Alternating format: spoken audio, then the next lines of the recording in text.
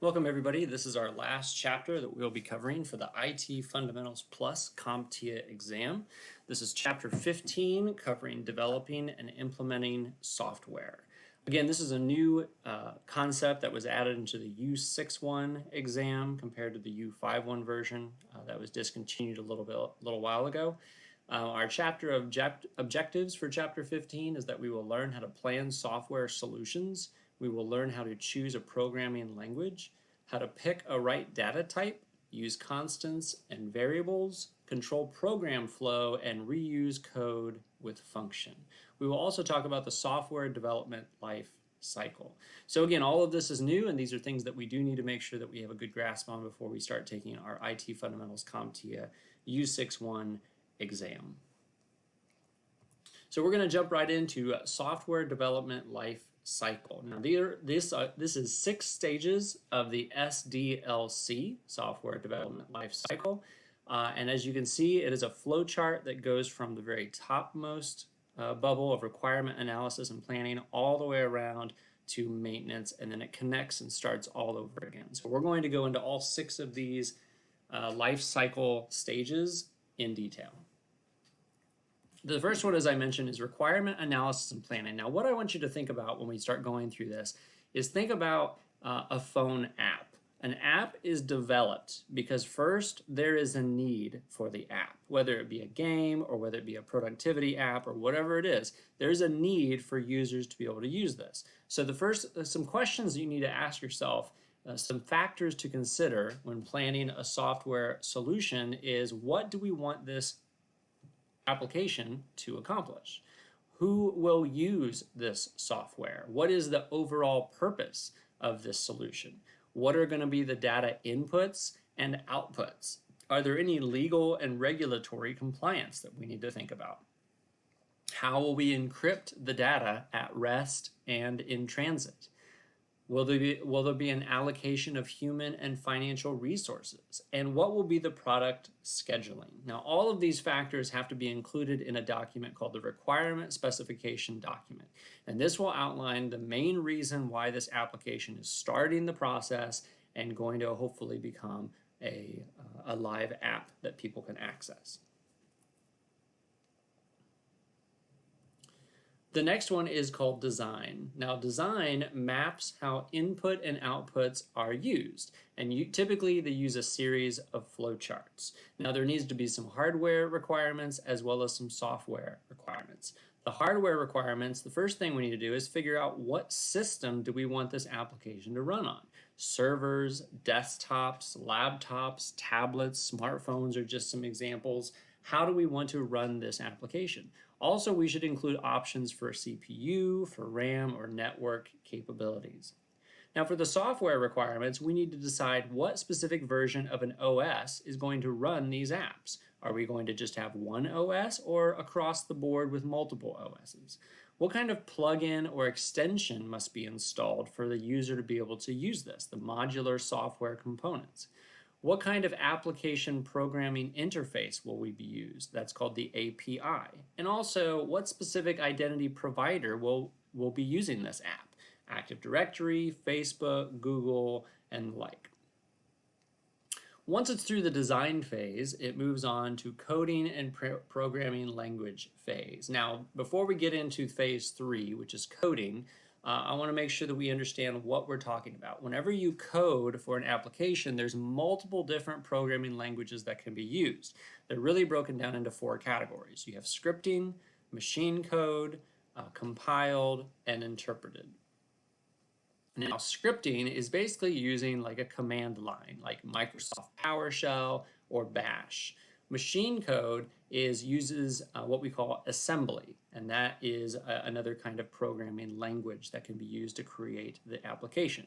And then the 2 main ones that I want to focus on are compiled and interpreted. Compiled uses a compiler program that results in a program file to run a software. Some examples of that are C, C++, Java, and Graph API. Interpreted language is where the written code runs in an environment that supports scripts. An example of that is Python, JavaScript, HTML, XML, and SQL. Technically a query language. So please make sure we know the difference between compiled, uses a program compiler to result in a program file that runs the software, and interpreted. The written code runs in an environment that supports scripts. And again, the script is like Microsoft PowerShell, Bash, or other things that you could possibly use. So for coding, this is usually the longest of all SDLC phases because it takes a long time to be able to add in everything that you want to add in regarding the programming language. They use what we call pseudocode, and this is used to provide clear instructions. It usually follows some sort of programming flow. It uses clear language rather than code, and it's designed for one of many programmers working on the same product. The next phase is testing. So all the code is done, and now we want to make sure we ensure software is stable, secure, and performs correctly. Now there's three major types of testing. One of them is unit testing. This usually applies to only parts or chunks of a code. If you think about a game can have multiple levels and multiple facets to it. Unit testing just takes a chunk of that game, and then we test it out to see if that portion of the code is working correctly. And you continue to chunk out different parts of it. And it might be the beginning part, it might be the end part, it depends on which developers are working on which at the time. There's also regression testing. Regression testing is used to ensure new changes haven't broken previous code that worked before. So everything worked great with a certain unit testing, and you now have a brand new testing to test, and maybe everything was great there, but you got to go back to the first testing and see, did it end up breaking any of that previous code? Is everything still working correctly? So regression goes back to old code to make sure it's not broken. And then finally, it's acceptance testing. This ensures that users are satisfied with the solution. Everything could be possibly finished, and then you go out to kind of beta test to see how well it's going on with a small select general audience, and to see if the users are satisfied, if the solution is produced, and if the code is solid. The fifth stage of the SDLC is deployment. So once everything is coded and once all the testings have passed, now this is going to be the shortest of all SDLC phases. We want to either deploy it out manually or automate it. And you can roll out the solutions to systems either through a website or through a local server as a download. Again, you want to make sure the software is available for download, or it could even be an app store if it's a phone app. And also you want to make sure that documentation and training are available. So people who have to use it understand how to use it and how to train other people. Finally, the sixth and final stage of the life cycle is maintenance. So everything is out there, it's available to download, but as you can always guess, there's going to be some kinks, there's going to be some bugs, there's going to be some glitches that need to be fixed and updated. Maintenance are where updates are available, so for software improvement and fixes. And again, this could be some sort of internet download, this could be some sort of Windows update, a patch, an in-software update, an IT update push. It just depends on the type of software or application that you're using. It all depends on what's going on. All right, so those are our 6 different life cycles. Let me go back to the flow chart so you can again see what this was. And the software development life cycle starts with the requirement analysis and planning, goes into design, goes into coding, goes into testing, goes into deployment, and finally maintenance, and then it starts all over again.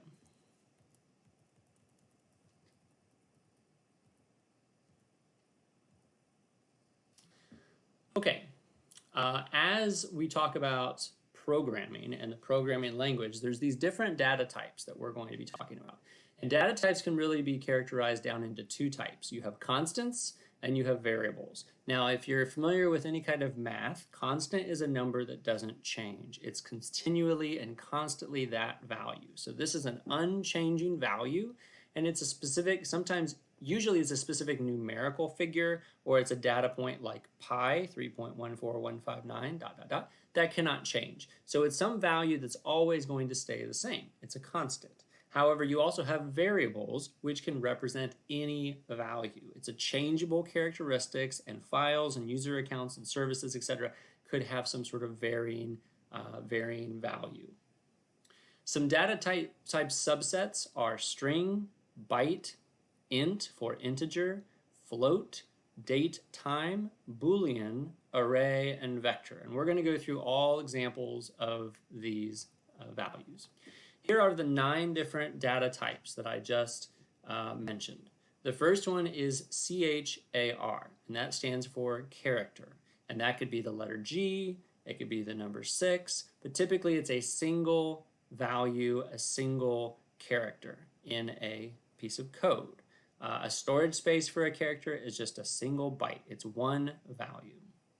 Next is string. String is a collection of characters. For example, Smith or red finish. It could be a whole bunch of characters that are joined together with either a space or a non-space, and it's a string. And that will vary on the storage space depending on how large or how small the string data type is. Next is byte, B-Y-T-E. It's a small numerical data type, and it can range anywhere from -127 all the way to +128. Including the 0, we're talking about 256 different number characters that would represent a byte, and that takes up 1 byte of storage space. Number 4 is int, and that is for integer or whole number. Again, it could be a positive number, it could be a negative number, it could be a 0. It just depends on what you're using. And again, that can be between 1 to 8 bytes depending on how large or how small your integer is. 5 is float, for a floating point. Basically, we're talking about a decimal point. And that floating decimal point could be anywhere. This says 173.24. I could move it over to the right and it'd be 1732.4. I could move over to the left and it'd be 17.324. That decimal point can be anywhere. And depending on what you have for your number, it's anywhere between 4 to 8 bytes. Date time stores date and time details. So an example there is 43225. Again, maybe it's talking about April 3rd of 2:25 in the morning. Maybe it's talking about a lot of different options there. It depends on how it's set up. But it stores a date and a time in one number. And again, depending on what that number is, it will vary for the storage space. Number 7 is Boolean. Boolean is really just yes or no, 1, 0, true or false. And it just takes up a single bit. So Boolean is a check or an uncheck. It's 2 different values, and that's it. Array is a container that stores items of the same type. So an array could be a whole bunch of list of city names, or a whole bunch of list of numbers, or a whole bunch of lists of dress sizes, or whatever you're using for that particular software. And again, the storage space can vary for that one. And finally, a vector is an array type of variables. An array has a whole bunch of unknown values inside of it.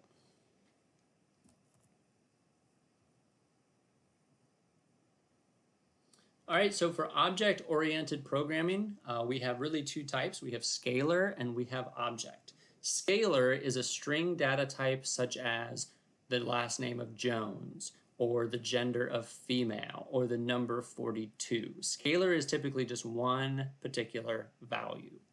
Object is a little bit more complex than that. It contains many types of values. It's information related to a Windows service, typically, like the name or the status or start, stop, etc. Properties contain descriptive languages, also called attributes. And typically there is more than one value. Some examples of that are the name, the path, whether it's hidden or not, creation date, time, permissions. If you think about when we talked about inside of a Windows system, if you right-clicked on a file and then hit properties, you had a whole bunch of different options within all of that, and that's what we're talking about. The name of the file, the date of the file, the permissions of the file, hidden, read-only, indexed, things like that. That's all about properties which have different attributes. We talked about regular attributes and advanced attributes. Methods are actions that can be run against an object, such as start, run, delete, create. But these actions are represented by what we call methods. All right, next is program flow. Now, program flow has conditional execution. This is code that produces different results based on if a statement is true or false. Think about some sort of flow chart. If you satisfy this criteria, you're going to go here. If you satisfy this criteria, you're going to go here. If you don't satisfy this, you're going to go here. So it's a conditional statement, like an if-then statement. If X, do Y. But if not X, do Z. It basically gives all the options. Either this is true or it's not true. So do this if it is, do this if it's not. You can also test for multiple values. It doesn't just have to be for X. And these conditional executions will get into what we call loops. Loops execute a series of statements 0 or more times. This typically reuses code over and over again. It can be pseudocode and flowcharts to map out loops. Looped code can repeat many times. There's 4 main types of loops. You have for, while, not equal to, and switch. For describes how many times a loop will execute. While tests a condition, and if true, the loop executes. Not equal to determines what a condition is not.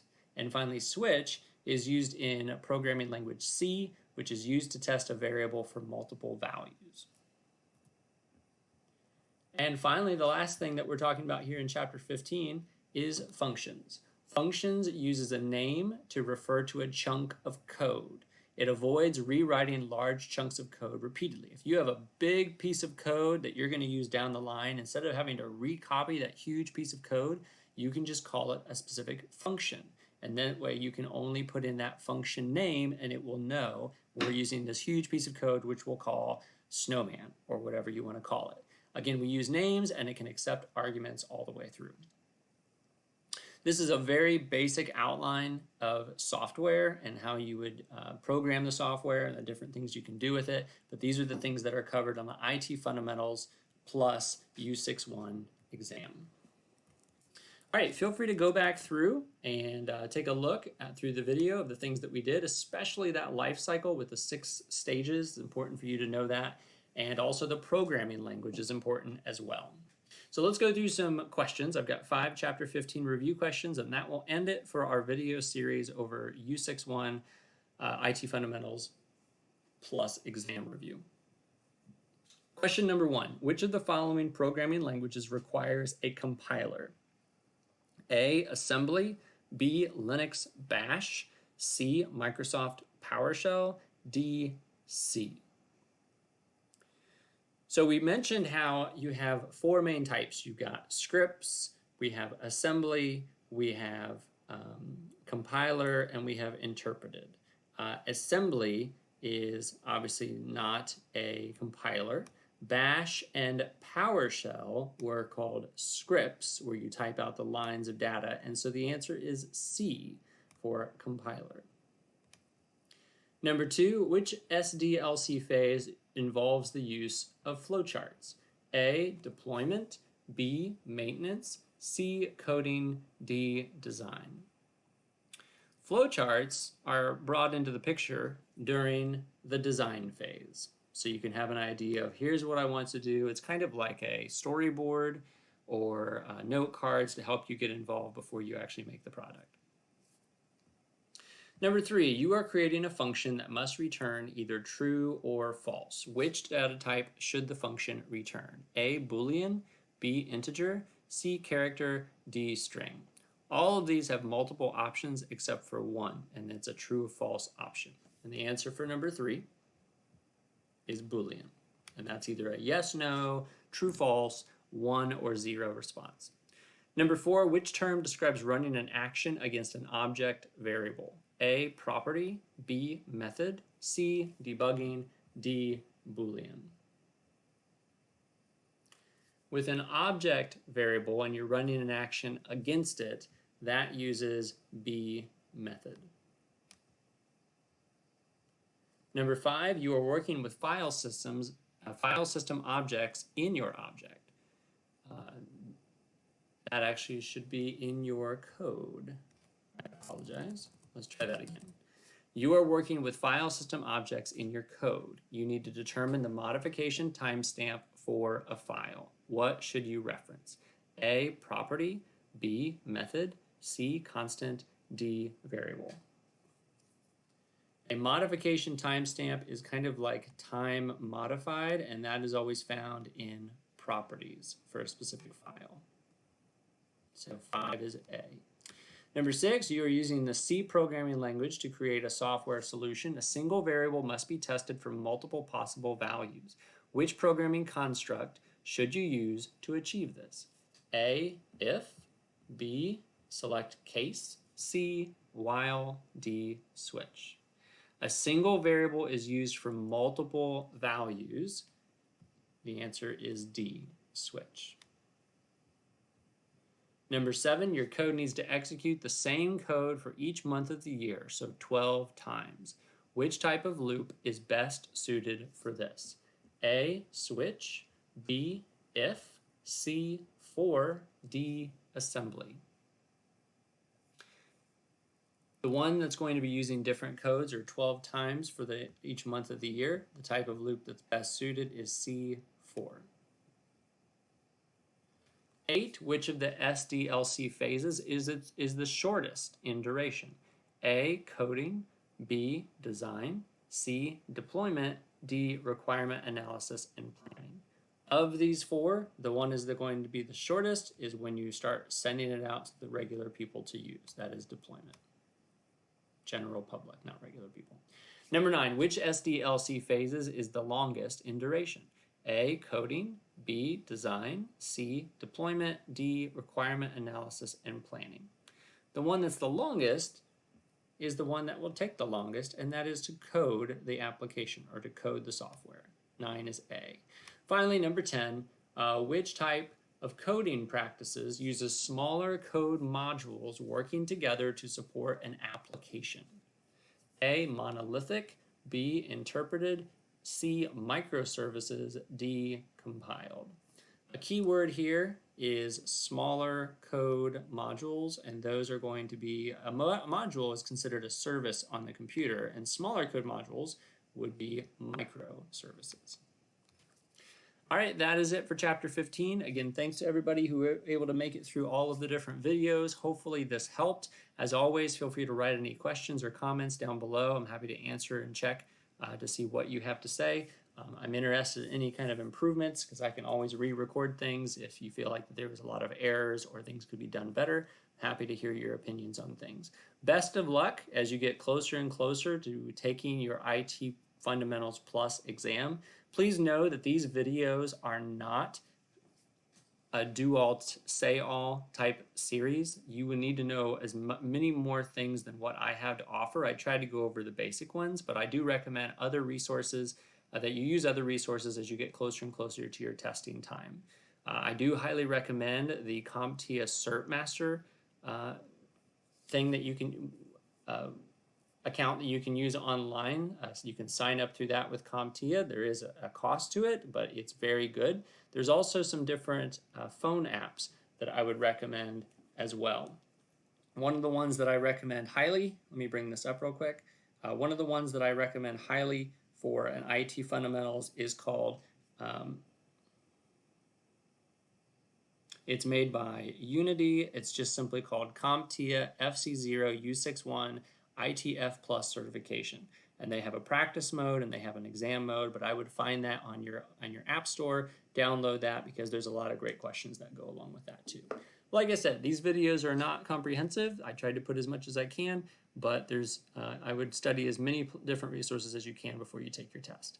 Best of luck. I'm happy to hear from you. If you do end up taking your test, feel free to post down below how you did and if this video series was able to help you or not. I'm John, and I appreciate you joining us. Thanks again for all that you've done, and feel free to review these videos as much as you can. As always, keep on keeping on. Don't ever stop. Continue to keep learning, and best of luck as you start getting your certifications for IT, an IT background. Thanks again. Have a great day.